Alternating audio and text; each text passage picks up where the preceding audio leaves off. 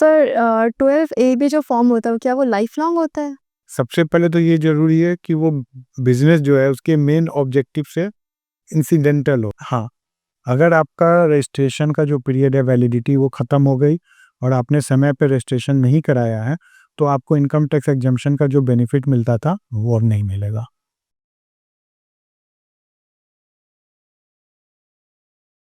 Hello friends, आप सोच रहे हैं एक ट्रस्ट बनाने का रिलीजियस या चैरिटी पर्पस के लिए, लेकिन आपको समझ नहीं आ रहा है कहाँ से शुरू करें। Don't worry, you are not alone. आज हम पूरे टॉपिक को अच्छे से समझेंगे सीए अंकुर अग्रवाल सर के साथ, जो हमारे सारे डाउट्स बहुत ही सिंपल वर्ड्स में क्लियर करेंगे। सर, तो हम सबसे पहला सवाल से शुरू करते हैं। ट्रस्ट क्या होता है? देखो, ट्रस्ट एक लीगल अरेंजमेंट होता है जिसमें 3 पार्टीज़ होते हैं। पहला सेटलर, दूसरा ट्रस्टी और तीसरा बेनिफिशियरी। किसी भी ट्रस्ट में ये 3 पार्टीज़ होंगे। सेटलर वो होता है जो ट्रस्ट को स्टार्ट या क्रिएट करता है। The person who gives money और एनी प्रॉपर्टी और एसेट। ट्रस्टी वो होता है जिसको सेटलर ये रिस्पॉन्सिबिलिटी देता है कि उसके इंस्ट्रक्शंस के हिसाब से वो उस प्रॉपर्टी या मनी को यूज़ करे। तो तुम कह सकती हो कि जो ट्रस्टी होते हैं दे मैनेज द ट्रस्ट, और बेनिफिशियरी वो है जिसके बेनिफिट के लिए सेटलर ने ये ट्रस्ट क्रिएट किया है। अब ये बेनिफिशियरी कोई इंडिविजुअल भी हो सकता है, ग्रुप ऑफ इंडिविजुअल भी हो सकते हैं और जनरल पब्लिक भी हो सकता है। तो लेकिन ये एक लीगल अरेंजमेंट होता है, इसलिए इसको लीगली रजिस्टर्ड कराना पड़ता है और कुछ रूल्स होते हैं जिनको फॉलो करना पड़ता है इनको लीगल तरीके से चलाने के लिए। सर, कितने टाइप के ट्रस्ट होते हैं इंडिया में? देखो, ट्रस्ट 2 तरह के होते हैं, एक प्राइवेट ट्रस्ट और दूसरा पब्लिक ट्रस्ट। प्राइवेट ट्रस्ट जो होता है उसमें बेनिफिशियरी जो होते हैं वो नॉर्मली एक इंडिविजुअल या ग्रुप ऑफ इंडिविजुअल होते हैं, और पब्लिक ट्रस्ट में जो होता है वो general public without any discrimination वो बेनिफिशियरी होता है। सर, ट्रस्ट में रजिस्ट्रेशन का क्या प्रोसेस है? देखो, ट्रस्ट में दो तरीके का रजिस्ट्रेशन लेना पड़ता है। एक रजिस्ट्रेशन होता है जब आप ट्रस्ट क्रिएट करते हैं, तो रजिस्ट्रेशन एक्ट 1908 के हिसाब से आपको रजिस्ट्रेशन लेना पड़ता है। ये कंपलसरी होता है, तभी आपका एक लीगल स्वरूप मिल पाता है। दूसरा रजिस्ट्रेशन जो होता है वो इनकम टैक्स डिपार्टमेंट के संग होता है। तुमने वो 12A80G ऐसा नाम सुन रखा होगा। ये रजिस्ट्रेशन इसलिए होता है कि अगर आप ये रजिस्ट्रेशन ले लेते हैं तो इनकम टैक्स आपके इनकम पे फिर नहीं लगता है, ट्रस्ट के इनकम पे।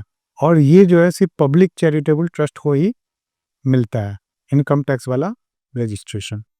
सर, ट्रस्ट का नाम क्या हो सकता है? देखो, ट्रस्ट का नाम कोई ऐसा रूल नहीं है कि कुछ स्पेसिफिक रूल है कि ये नाम हो सकता है, ये नहीं हो सकता है। बट प्रैक्टिकली आपको ये कोशिश करना चाहिए कि एक यूनिक ट्रस्ट का नाम हो।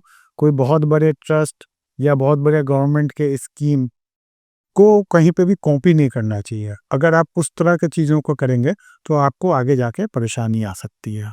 ओके। सर, स्टेट वाइज क्या ट्रस्ट का एक्ट डिफर करता है? देखो, ये सवाल का जवाब देने के लिए समझना पड़ेगा कि ट्रस्ट 2 तरह के होते हैं, जैसे एक प्राइवेट ट्रस्ट और एक पब्लिक चैरिटेबल ट्रस्ट। इसी कैटेगरी में हम लोग रिलीजियस ट्रस्ट को भी रख सकते हैं, पब्लिक ट्रस्ट के कैटेगरी में। तो जो प्राइवेट ट्रस्ट होता है वो इंडियन ट्रस्ट एक्ट 1882 से गाइड होता है। तो वो तो इंडियन ट्रस्ट एक्ट है, तो एक ही एक्ट है, उसी से वो गाइड होगा। बट जो पब्लिक या रिलीजियस ट्रस्ट होते हैं ये स्टेट वाइज डिफर कर सकते हैं, ठीक है। लेकिन इंडिया में क्या है कि हर स्टेट का अपना ट्रस्ट एक्ट नहीं है। जैसे एक महाराष्ट्र में है, तो महाराष्ट्र में जो ट्रस्ट बनेंगे पब्लिक और चैरिटेबल और रिलीजियस ट्रस्ट वो बॉम्बे ट्रस्ट एक्ट के हिसाब से ही चलेंगे। बट अदर स्टेट में जहाँ पे स्पेसिफिक ट्रस्ट एक्ट नहीं है, तो वहाँ पे भी आप ट्रस्ट आराम से खोल सकते हैं, रजिस्टर्ड करा सकते हैं। वहाँ पे आपको रजिस्ट्रेशन एक्ट 1908 जो है उसमें रजिस्टर्ड कराना होगा, और जो नॉर्मल सिविल लॉज हैं इंडिया का उसके हिसाब से वो गाइड होगा। तो इससे कोई फ़र्क नहीं पड़ता है कि आप किस स्टेट में हैं। सिर्फ अगर जैसे आप महाराष्ट्र में हैं, कोई स्पेसिफिक एक्ट है तो आपको उसको फॉलो करना होगा। अदरवाइज आप जिस स्टेट में हैं और वहाँ कोई स्पेसिफिक एक्ट नहीं है, फिर भी आप आराम से लीगली ट्रस्ट खोल सकते हैं और उसको रजिस्टर्ड कर सकते हैं। सर, आपने 12A और 12P मेंशन किया था, इसके बारे में हमें थोड़ा और बताइएगा। देखो, मैंने तुम्हें 12A और 80G मेंशन किया था। ये जो है 12A जो था, ये पहले इनकम टैक्स का सेक्शन था। इसमें चेंज आ गया है। अब ये सेक्शन का नाम जो है, अब एक जो नया सेक्शन जो एप्लीकेबल है वो 12AB है, ठीक है। तो अब 12AB सेक्शन के अंतर्गत ट्रस्ट का रजिस्ट्रेशन इनकम टैक्स में होता है, और आप जब 12AB में रजिस्ट्रेशन ले लेते हैं तो आप 80G एक रजिस्ट्रेशन होता है, वो भी इनकम टैक्स डिपार्टमेंट देती है। उसको लेने से ये फ़ायदा होता है कि आपके ट्रस्ट को अगर कोई डोनेशन देता है तो उसको उस डोनेशन में एग्जेम्पशन मिलता है। सर 12AB जो फॉर्म होता है क्या वो लाइफ लॉन्ग होता है? देखो 12AB फॉर्म नहीं होता है, ये इनकम टैक्स एक्ट का एक सेक्शन है जिसके अंतर्गत रजिस्ट्रेशन होता है। इसके अंतर्गत जो तुमको रजिस्ट्रेशन मिलता है, पहले जब 12A में रजिस्ट्रेशन होता था तो ये रजिस्ट्रेशन लाइफ लॉन्ग होता था, लेकिन इस रजिस्ट्रेशन के ड्यूरेशन को गवर्नमेंट ने एक निश्चित कर दिया है।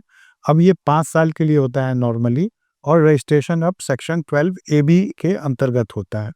बट इस बार के बजट 2025 में एक स्मॉल ट्रस्ट के लिए एक ऑप्शन है कि अगर उसके संग कुछ कंडीशंस हैं कि उनका जो इनकम है अगर वो 5 करोड़ से कम है लास्ट 2 प्रीवियस ईयर्स में, तो वो चाहें तो 10 साल के लिए रजिस्ट्रेशन उनको मिल जाएगा।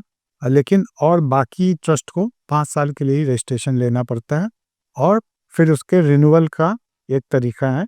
तो उस रजिस्ट्रेशन की वैलिडिटी के दरमियान ही आपको उसके रिन्यूअल के लिए अप्लाई कर देना होगा। सर रिन्यूअल का प्रोसेस क्या होगा? रिन्यूअल का प्रोसेस भी पूरा ऑनलाइन होता है, और नॉर्मली जिस साल आपका रजिस्ट्रेशन एंड हो रहा है उसके 6 महीना के पहले आप रिन्यूअल के लिए अप्लाई कर सकते हैं। ये ऑनलाइन अप्लाई होता है।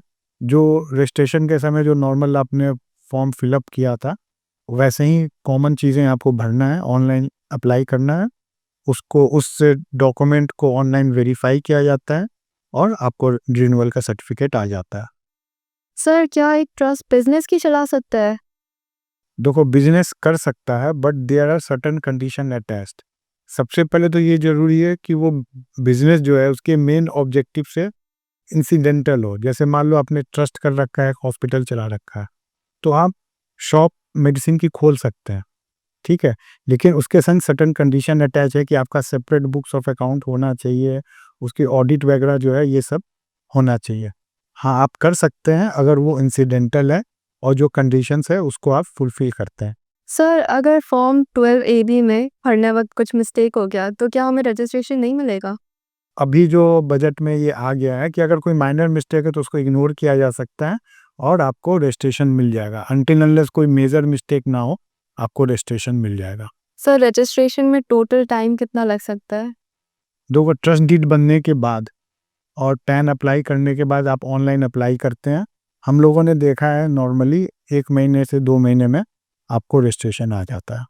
सर अगर रजिस्ट्रेशन लैप्स हो गया और हमने रिन्यूअल नहीं कराया तो जो हमें इनकम टैक्स से एग्जेम्पशन मिलता है क्या वो लैप्स हो जाएगी? हाँ, अगर आपका रजिस्ट्रेशन का जो पीरियड है वैलिडिटी वो ख़त्म हो गई और आपने समय पे रजिस्ट्रेशन नहीं कराया है, तो आपको इनकम टैक्स एग्जेम्पशन का जो बेनिफिट मिलता था वो अब नहीं मिलेगा। सर ये ट्रस्टी और सेटलर कौन बन सकता है?